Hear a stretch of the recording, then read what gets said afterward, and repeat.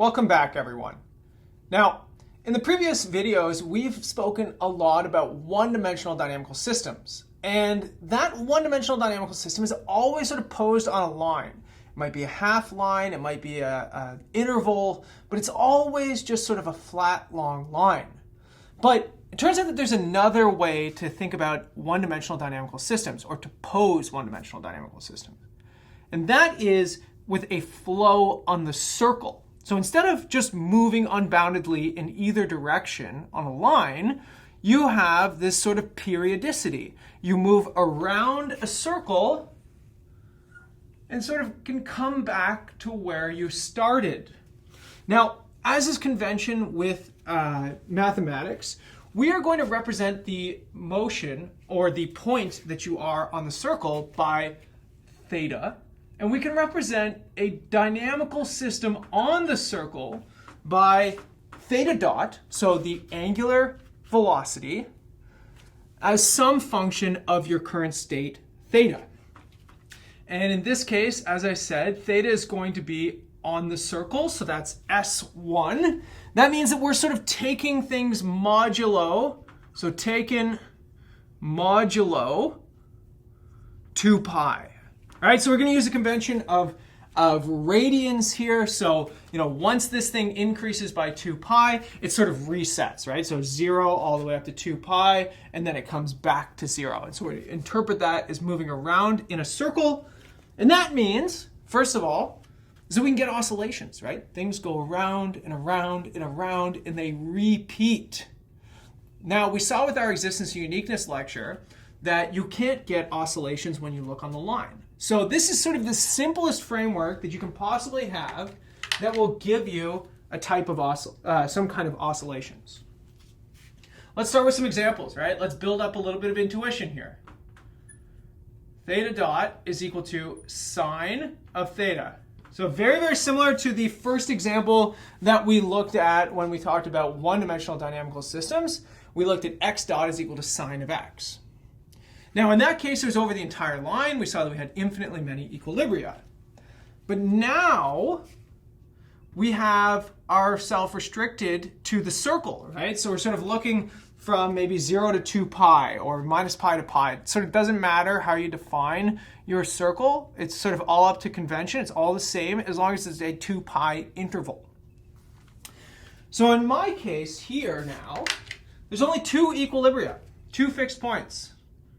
The fixed points, again, are when the right-hand side is equal to 0, but that means that this is going to happen at 0 and pi.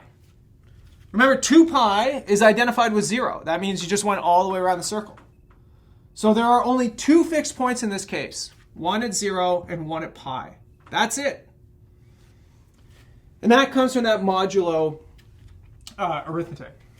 Now, what we could also do is we could look at what happens if you are between these, right? I would like to be able to draw some kind of a phase line diagram, except now it's sort of a phase circle diagram.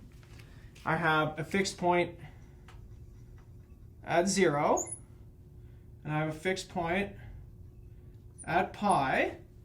The question is, what direction are we moving on the circle in each of the cases, right? Am I flowing from pi to 0 or from 0 to pi? Well, let's look at this. When theta is between 0 and pi, this implies that sine of theta is positive, which tells us theta is increasing. Now, here's the weird thing, right? Theta is increasing. That means that it's going from 0, it could be going up to pi over 2 and all the way around to pi, right? So we kind of lose that left-right intuition of increasing and decreasing when we start talking about the circle. We have to remember, we use this sort of counterclockwise understanding of movement on the circle. So increasing theta moves you in this direction. Similarly, when theta is between pi and 2 pi, this gives me that sine of theta is less than 0, which gives me that sine is theta is decreasing, which tells me that if I'm starting here, I'm going sort of backwards now. And so you can see that pi is a stable equilibrium, same sort of intuition as before, and 0 is an unstable equilibrium. Okay, so flowing away from 0 and into pi. Let's take a look at another example. Another sort of simple looking one, maybe deceivingly simple, as you're going to see. Theta dot is equal to theta. Okay, let's kind of think about this for a second, right? Can this thing actually represent movement or a dynamical system on the circle? Well, theta goes from 0 to 2 pi, right? So that means when theta is equal to 0, you get a velocity of 0. But when theta is equal to 2 pi, you get a velocity of 2 pi. That means that this point right here has exactly two velocities.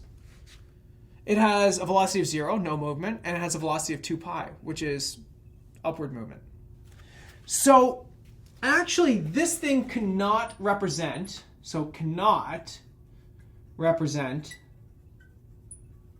flow on a circle.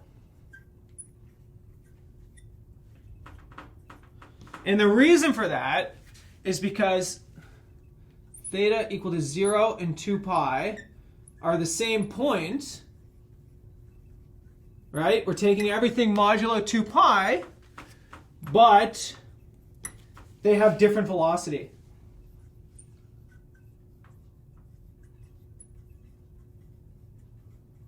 So that's a problem, right? You don't have a uniquely defined velocity. How does that make sense, right? Think about a physical situation here. You know, say we're measuring something. You and I are measuring the same car's velocity. Well, we want that velocity to be unique. There can only be one velocity, or else there is really no frame of reference, right? If you and I measure two completely different velocities, then there's no way of comparing anything anymore. Nothing is unique, right? Everything is all relative. And so this cannot be a flow on the circle. Sine can, because sine has a periodicity built into it. 0 and 2 pi give you exactly the same velocity. This one cannot. So maybe what you would ask is, okay, to avoid non-uniqueness, maybe I just cut 2 pi out. But then you get a discontinuous right-hand side, and then we sort of fall apart with that existence of uniqueness theorem. So this one is out. It's not going to work. It's not going to fit into this. So for a flow on the circle, so let's say flow on circle, we have to be a little picky here, right? You can't just be smooth. We just needed smoothness before so that we could do the geometric interpretation. Now we need theta dot is a function of theta, and f is 2 pi periodic. Now, just to remind you what periodic means, that means that if you add 2 pi to any phase, you get yourself back. And what that periodicity means, adding 2 pi means going all the way around the circle and coming back to where you were. That periodicity guarantees that you get uniqueness of your vector field, right? You always get the same velocity. Now, on top of that, you need the regular sort of smoothness, right? It still needs to be continuous, still needs to have continuous derivatives, so we can use existence uniqueness theory. But again, we're sort of taking that for granted while we move through this. Here's the major new piece, is that we have to have this 2 pi periodicity. So to build up an intuition, let's start doing some more examples, okay? Let's look at a really, really easy one. And this is called the uniform oscillator.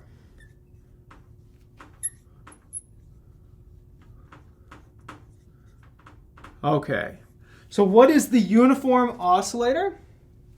Well, theta dot is equal to omega, where omega is just a real valued constant. Okay, so what's uniform about this? What's so interesting about this? Well, the right-hand side is a constant, so you can just integrate this up. I can actually get that theta as a function of t is just omega times t plus your initial condition. Okay, so I'm using theta sub 0 as my initial condition. So what does this give me? This is constant linear drift. Just straight movement. The only difference here, so that's the uniformity, that you get this sort of constant drift. You get this oscillation. It's not constant drift on a line. It's constant drift in a circle. You're just moving around the circle at exactly the same speed over and over and over again. In fact, with this, it takes 2 pi over omega time units to move around the circle.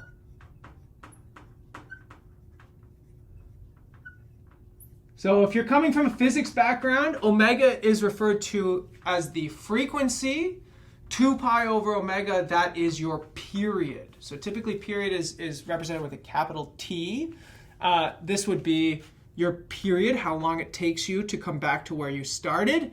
Omega t, this omega here is your frequency. It is this sort of velocity that you're moving around the circle at.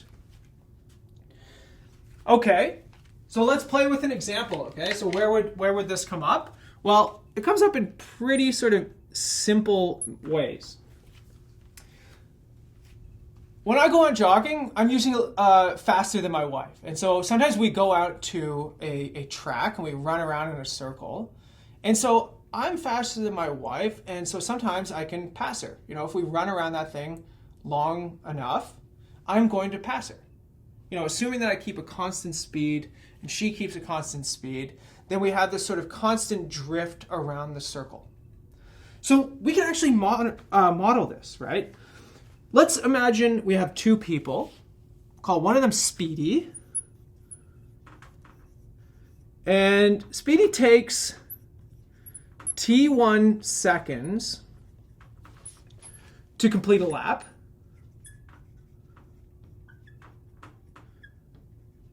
And let's call the other one Pokey.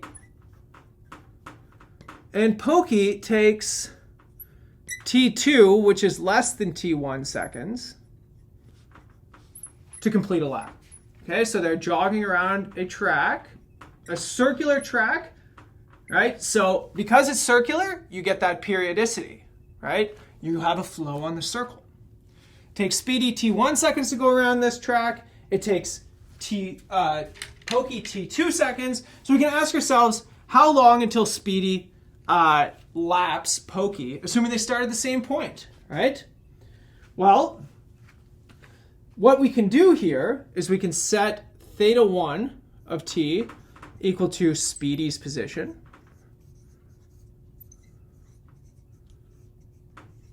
And let's do theta 2 of t equal to Pokey's position.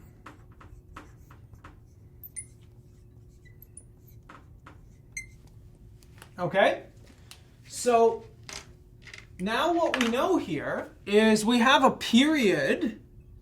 So that means that we could figure out what the frequency is, right? Remember I said that the period is 2 pi over the frequency. So that means that the frequency of oscillation, the angular velocity for Speedy would be omega 1, which is just 2 pi over t1. Again, I know what t1 is, right? I run a lap, I figure out how long it takes me to go around that thing. Similarly, the differential equation for Pokey is omega 2, which that frequency of oscillation is just 2 pi over the time it takes Pokey to make a lap. And so the lap condition here, let's say lap condition,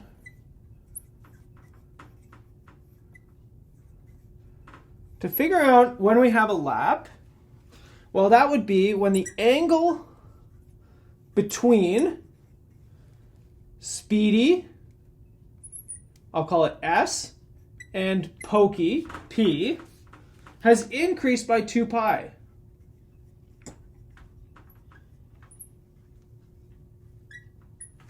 right? When you have moved entirely around the circle from the other runner. Okay, so how do we actually figure out, how long this takes? Well, we can introduce what's called a phase difference, okay? A phase difference. This is a very powerful way of looking at the sort of synchronization of two oscillators. And we're going to use the Greek letter phi for this. This is going to be theta 1 minus theta 2, okay? So it's sort of the distance on the circle between these two things, right? So it's the angular distance between these two oscillators. Now, I can differentiate phi as a function of time, and this would just give me theta 1 differentiated in time minus theta 2 differentiated in time, which I already have models for. Gives me omega 1 minus omega 2. That is my uniform oscillator, right? It's just a constant on the right-hand side, which tells me that my solution here is omega 1 minus omega 2 times t. Now, the initial condition is going to be 0 here, and that's because I assumed that Speedy and Pokey started running at the same position, right? They started at the start line. So that means that the difference between their initial conditions is 0. Doesn't matter where the initial condition is, right? They could start anywhere on the circle, but the point is that the difference is 0. And so this tells me that my period of oscillation here, my period of oscillation is 2 pi over omega 1 minus omega 2, right? So frequency, omega 1 minus omega 2. The period is 2 pi over omega, which is the time for this phase difference to move entirely around the circle. Now, if the phase difference moves entirely around the circle, that means that I have increased by 2 pi, which means that theta 1 is 2 pi units away from theta 2. That's a lap. You can actually rearrange this a little. You can find out this is 1 over t1 minus 1 over t2. And that's the time to lap.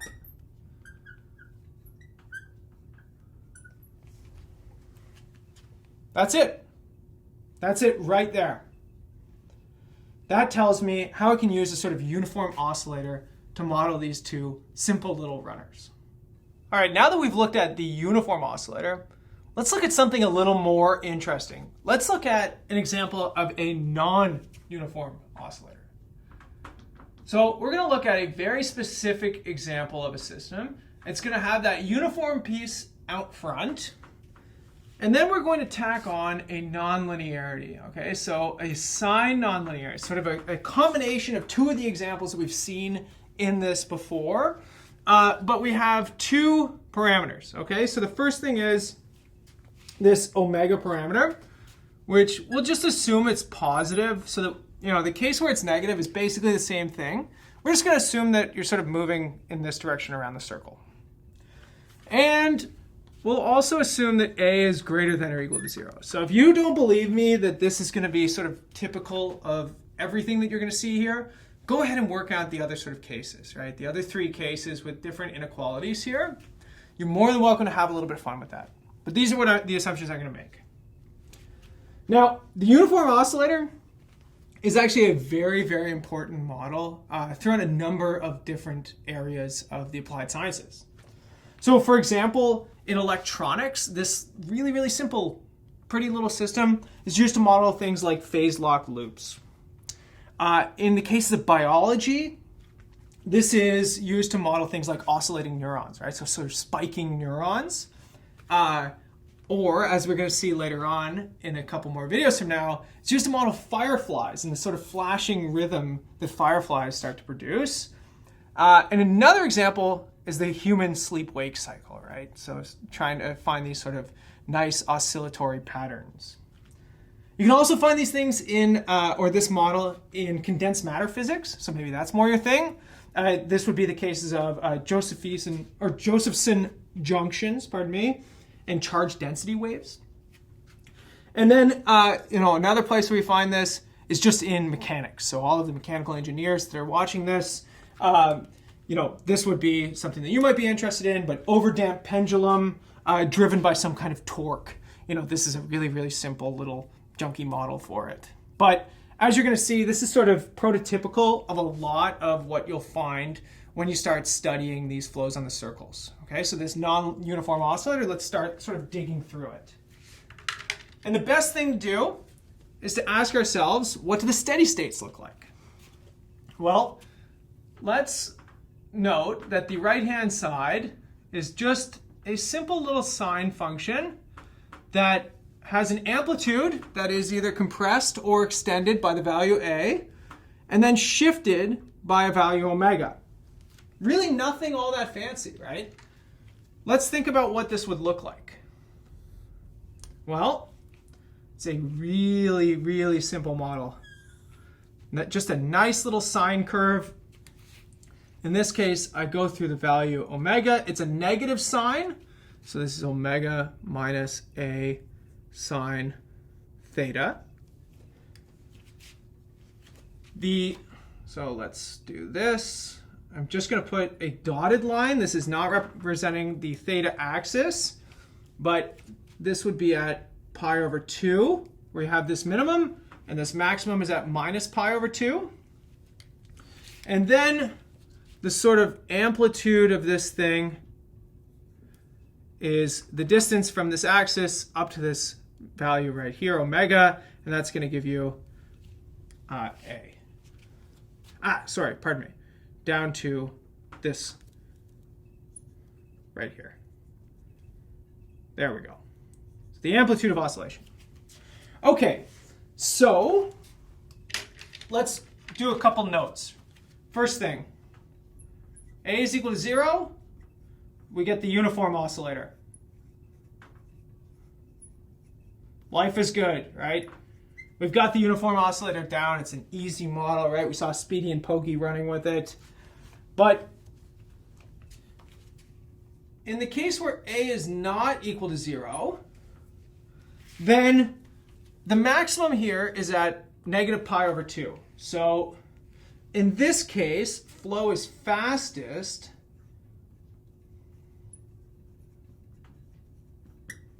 at theta equal to minus pi over 2. Right? That's the maximum value of the right-hand side. So that's when the velocity is the largest. Okay. And slowest at theta equal to pi over 2. Right? That's the minimum value of this thing right here. Now, the other thing that you can see here is if this amplitude is smaller than the omega value here, then you do not have any fixed points because you never intersect the theta axis in this case. Okay? So the third thing is that if omega is larger than A, then the oscillation is a sort of jerk phase. So it takes a long time to pass through this little bottleneck here, but there are no fixed points. So no fixed points, but there's a bottleneck near theta equal to pi over 2. And so what does that really mean? It means that the velocity is really, really fast on this piece of the circle, okay, at minus pi over 2. And it sort of whips around, but then the velocity gets way, way, way slower near pi over 2, right? So you have this really, really fast snapping motion, but then when you're near the top of the circle, you're kind of going a little bit slower, right? Your velocity, you're still moving through it, but your velocity is a lot smaller now, right? Sort of compressed. We call that a bottleneck, right? You can kind of see the sort of bottleneck feature right here. Now, what's more, at omega equal to A fixed point emerges at theta equal to pi over 2. So finally, when omega and A are equal to each other, this thing touches the theta axis and gives you a fixed point. And the last piece here is when omega is less than A, we have two fixed points. And again, I want you to use your understanding of bifurcations that we've already sort of built up over this lecture series. You can see that a saddle node bifurcation is taking place. No fixed points, two fixed points. Doesn't matter that we're on the circle, it's still the same phenomenon, right? That's what matters, is that these saddle node bifurcations, they can happen in any systems, any of these dynamical systems. In this case, it's happening with a flow in the circle. What we're going to eventually see is that they can happen in high-dimensional systems too. It's the same thing, and that's why we spend so much time talking about them, because they're fundamental processes that drive really complex behavior in almost any dynamical system. So, what is it that you would actually see here? Well, so let's say this is part A, this is for A less than omega. In this case, it's sort of like a uniform oscillator, except that the movement is not uniform. Down here, you're fast. Up here, you're slow. So again, what happens? Quick whip around, very, very, very, very slow as you go through the bottleneck. Quick whip around, very, very slow as you go through the bottleneck. Quick whip around, slow as you go through the bottleneck, right? So again, if you studied any mathematical neuroscience, or you've seen some of these really simple models for neurons, this is the kind of spiking phenomenon that you have. Fast spike, slow relaxation. Fast spike, slow relaxation. Fast spike, slow relaxation. Nothing is getting hit by a fixed point here. You're still moving all the way around the circle, but you do it in a non-uniform manner. Then, when A is equal to omega, a single fixed point emerges at pi over 2 here. And what happens is you get a roadblock. You move around the circle and you eventually hit this thing, right? So it's semi-stable, right? It's not sort of stable in the classical sense, but the periodicity of the circle means that, you know, even if you start here and get pushed away, eventually you get thrown into this thing. And the last case is when A is larger than omega. And here now, this thing splits into two fixed points that look like this. This one actually turns out to be stable. This one is unstable. So sort of classic scenario for the saddle node bifurcation. One stable, one unstable that emerge from nothing. And you get sort of this really, really simple fixed point, phase circle diagram. And again, I want you to see geometrically how this emerges, right? Just this little quadratic well right here eventually crosses over the theta axis. And that crossing over the theta axis is this sort of spontaneous emerging and splitting of these fixed points right here. Now, we don't just have to do this geometrically, right? We can always do this sort of mathematically as well. And so you can kind of keep driving this home.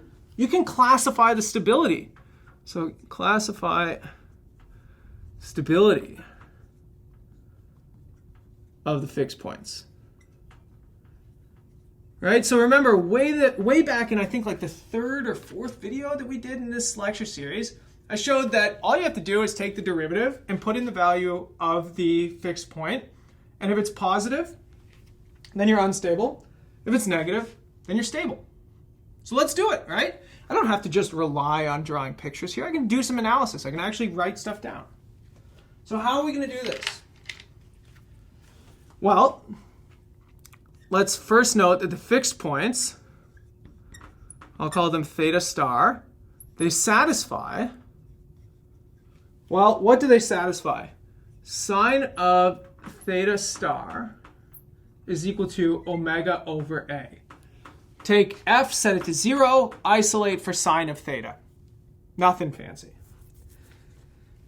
And what this means by the Pythagorean identity is that cos of theta star is equal to minus or plus, plus or minus, pardon me. Plus or minus the square root of 1 minus omega over a squared. All right, so 1 minus sine squared, but that's equal to omega over a. And so the first thing you might notice is, why are you doing this, Jason? Just bear with me because we don't have exactly what theta is. All right, I don't know how to solve this thing in general, but I can still do a little bit of tricks here. So f prime of theta star is equal to, so I take a derivative of this thing, I get minus a cos theta star. That's why I wanted to figure out what cos of theta star is, because it's right here. So I get minus a times this thing. So here I get minus plus a 1 minus omega over a squared. Square root's positive, a is positive. That tells me that it's just determined by this minus or plus term right here. So thus, the fixed point with cos of theta star positive, well, if cos of theta star is positive, that's the plus, which becomes a negative here. This thing is stable. And cos of theta star negative, so the other fixed point with the minus here, is unstable.